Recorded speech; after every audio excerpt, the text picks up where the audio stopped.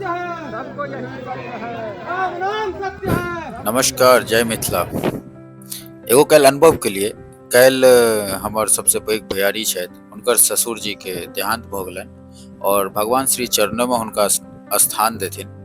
ई video बनबे के एगो मकसद छै, कहब की मकसद छै एहि त्योहार के बीच में एहन वीडियो।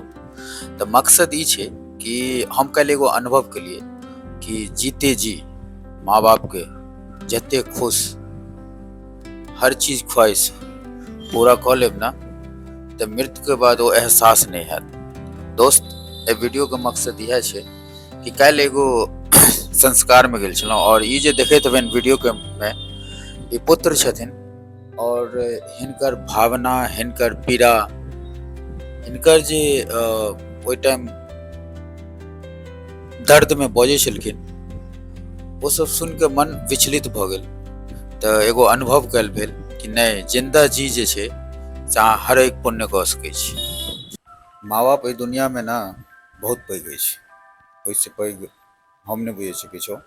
खैर, बढ़िया लागत तो जरूर लाइक करब, कमेंट करब और ई अनुभव छलै। जय मिथिला, जय मैथिली।